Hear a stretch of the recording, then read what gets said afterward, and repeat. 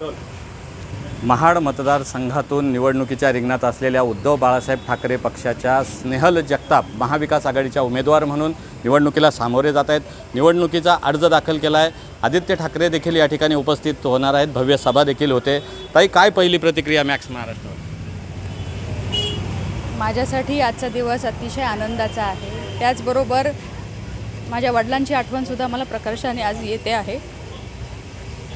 माझ्यावरती विश्वास ठेवत शिवसेना उद्धव बाळासाहेब ठाकरे पक्षाच्या वतीनं आदरणीय पक्षप्रमुख उद्धवसाहेब ठाकरे यांनी माझ्यावरती विश्वास ठेवत मला ही उमेदवारी जाहीर केली।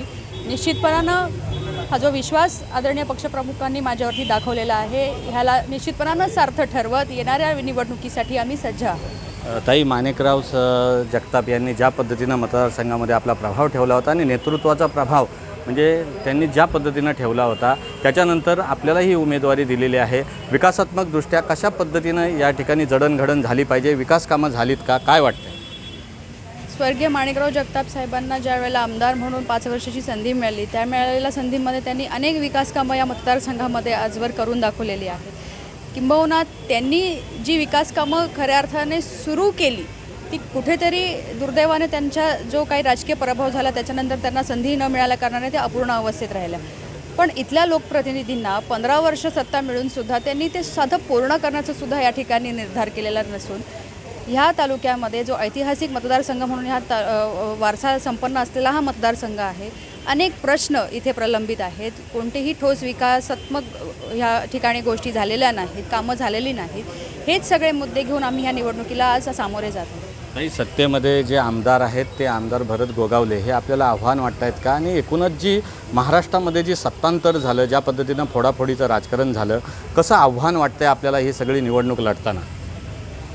आव्हान म्हणण्यापेक्षा आपण ज्या वेळेला एखाद्या म्हणजे निवडणुकीच्या रिंगणात आता आपण उतरलेलो आहोत तर निश्चितपणानं एक प्रतिस्पर्धी हे असणारच आहेत। पण जो विश्वास मी जसं म्हटलं की माझ्यावरती आदरणीय पक्षप्रमुखांनी टाकलेला आहे तो सार्थ निश्चितपणानं येत्या काळामध्ये ठरवत असताना आव्हान म्हणण्यापेक्षा माझं एक थेट धोरण आहे की कोणत्या मुद्द्यांवरती आपण ही निवडणूक लढवायची आहे। आजवर ज्या सगळ्या गोष्टींमध्ये आज माझा मतदारसंघ मागे राहिलेला आहे तो पुन्हा एकदा प्रगतीपथावरती कशा पद्धतीनं आणू शकीन हाच निश्चय मी केलेला आहे।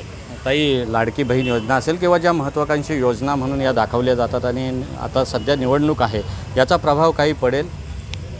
लाडकी बहीण योजनेचा प्रभाव पडेल असं मला म्हणता येणार नाही, कारण तालुक्यामध्ये प्रत्येक गावामध्ये फिरत असताना लाडकी बहीण योजनेच्या माध्यमातून प्रत्येक महिलेला त्या ठिकाणी योजनेचा लाभ देत असताना कुठेतरी सरकार म्हणजे महायुतीच्या माध्यमातून त्या अनेक चुकीच्या गोष्टी घडलेल्या आहेत ते कव्हरअप करण्याचं काम करतात। त्यामुळे ह्या सगळ्या गोष्टींचा तळागाळातल्या लोकांवर काही खूप मोठा परिणाम होत नसतो। ही निवडणूक खऱ्या अर्थानं जे स्थानिक मुद्दे असतात ना त्याच्यावरती ही लढली जाते। त्यामुळे आतापर्यंतच्या ह्या महाड विधानसभा क्षेत्रामध्ये महाड, पोलादपूर, माणगाव असेल असं कोणतं ठोस काम या ठिकाणी न झालं असल्याकारणाने मला असं वाटत नाही की ह्या योजनांचा खूप काही मोठा इम्पॅक्ट ह्या निवडणुकीवरती पडेल। ताई, एक शेवटचा प्रश्न, उद्धव बाळासाहेब ठाकरेंची शिवसेना असेल किंवा बाळासाहेबांची जी शिवसेना आहे ती शिवसेना असेल किंवा राष्ट्रवादी असेल शरद पवारांची ती फुटलेली आहे। लोकसभेला ज्या पद्धतीनं निकाल आले तसेच निकाल अपेक्षित आहे का? ही जी फोडाफोडी झालेली आहे याचा जनतेच्या मनावर विपरीत परिणाम झाला आहे का की सकारात्मक परिणाम झाला आहे? कसं बघता तुम्ही? स्थानिक मतदारसंघाबाबत काय सांगाल? भरत गोगावले हे देखील त्यामध्ये होते त्या फोडाफोडीच्या ह्याच्यामध्ये। सुरुवातच ही आमच्या ह्या तालुक्यातनं ह्या मतदारसंघातनं खऱ्या अर्थाने या फोडाफोडीची झालेली आहे। आणि राहिला प्रश्न स्थानिक आपले जे नागरिक आहेत किंवा लोक ह्या निवडणुकीकडे कशा पद्धतीनं पाहतात, तर ही निवडणूक खऱ्या अर्थानं निष्ठावंतांची विरुद्ध गद्दारांची आहे। आणि राहिला प्रश्न या मतदारसंघाचा, हा आजवर शिवसेनेचा पारंपरिक मतदारसंघ म्हणून ह्या मतदारसंघाची ओळख राहिलेली आहे।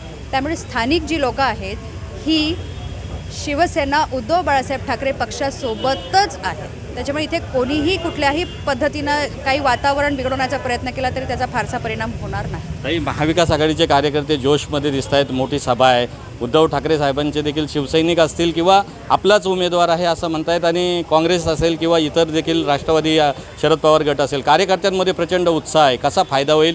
तळागाळामध्ये हे लोन पसरेल? हो, निश्चितपणानं हा उत्साह सगळ्यांमध्ये आहे। जसं मी म्हटलं तुम्हाला की प्रत्येक व्यक्ती हा जणू काही स्वतःच उमेदवार असल्या कारणानं ह्या निवडणुकीला सामोरे जात आहे। मी जसं म्हटलं की 15 वर्ष हा कार्यकाळ खूप मोठा असतो मध्ये जी संधी विरोधकांना मिळाली त्याच्यामध्ये आजवर त्यांनी कोणतंही काम न केलं असल्या कारणाने ह्या वेळेसचे जे काही मंडळी आहेत, आपले कार्यकर्ते म्हणा किंवा जनता, ही उत्साहानेच ही निवडणूक पार पाडणार आहे. माझ्यासोबत होत्या स्नेहल जगताप. आणि ही जी महाडची निवडणूक आहे, विधानसभेची निवडणूक, ही निष्ठावंत विरुद्ध गद्दार अशी निवडणूक असल्याचा त्यांनी घणाघात स्नेहल जगताप यांनी केला आहे. आणि महाविकास आघाडीचा निश्चितपणानं विजय होईल. महाविकास आघाडीचे कार्यकर्ते जोमाने कामाला लागलेले आहेत, त्यामुळे माझा विजय निश्चित असल्याचं त्यांनी म्हटलं आहे. आणि स्वर्गीय माणिकराव जगताप आपल्या वडिलांची आठवण काढताना देखील स्नेहल जगताप या ठिकाणी भावूक झाल्याचं आपल्याला पाहायला मिळतं आहे. मॅक्स महाराष्ट्रासाठी धम्मशील सावंत, रायगड, कोकण.